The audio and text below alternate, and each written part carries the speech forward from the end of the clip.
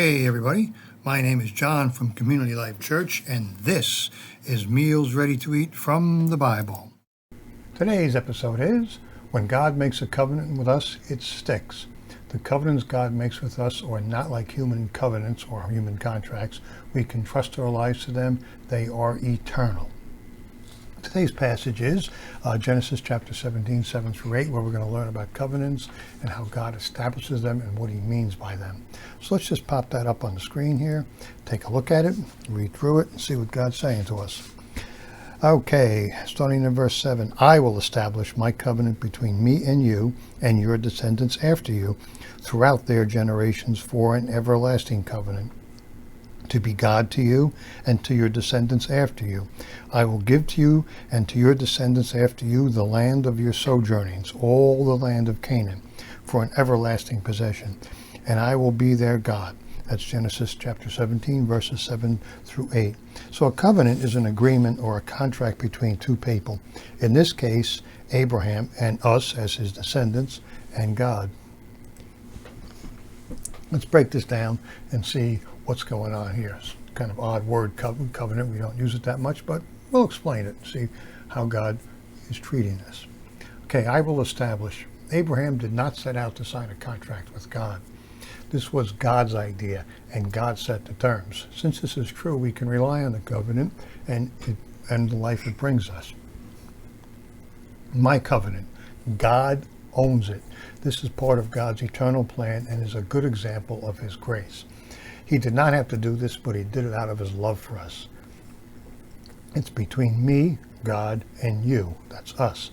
God sets this up. God makes the terms of the contract.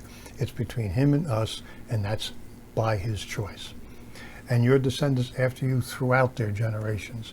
Even though we may not be physically descended from Abraham, by faith we are made so.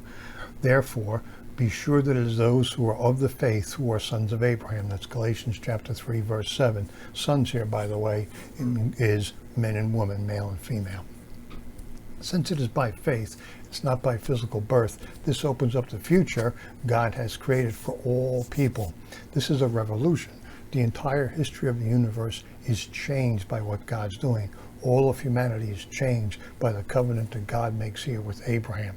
Okay, very important point, big change in the history of mankind.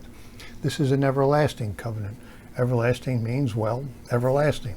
We can walk away from God, but he's not about and never will walk away from us. He's not going to walk away from his covenant. He is faithful to us and to his word. When he signed the deal, he meant it. This is important, especially in the world we live in today. It seems that no one is faithful or loyal anymore. We are even taught to be true to ourselves, which means ignore everyone else. God is not like this, and he doesn't want us to be this way as well. God is a giving God. He's a loving God, and that's what he wants us to be. To be God to you and to your descendants. Part of the faith God is talking about here is that we live by faith, not just keep it hidden away. This is the faith that we eat, that we drink, that we breathe. It's the faith that keeps us alive and healthy. It's nutrition for us. It makes us thrive as Christians. And when we put God first in our life, make him God truly, and live by faith, this is what happens. We can be healthy and strong spiritually and physically as well. I will give to you and your descendants the land of your sojournings for an everlasting possession.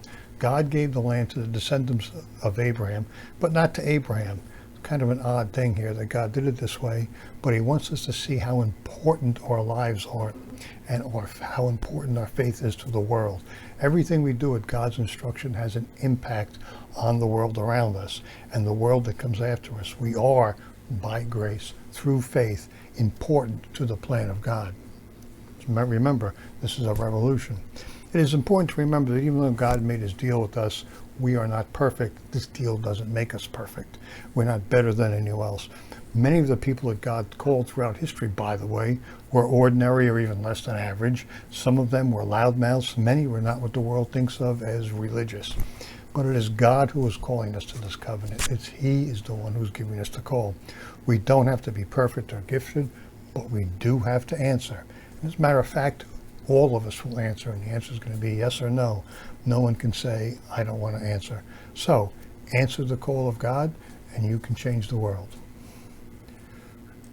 we would really appreciate a like and subscribe.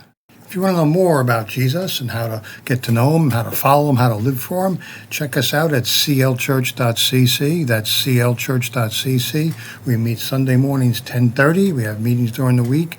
We have devotionals on YouTube and Facebook during the week. And we also stream our services to YouTube and Facebook, so you can watch us there. I hope to see you Sunday morning. Thanks for watching. Bye.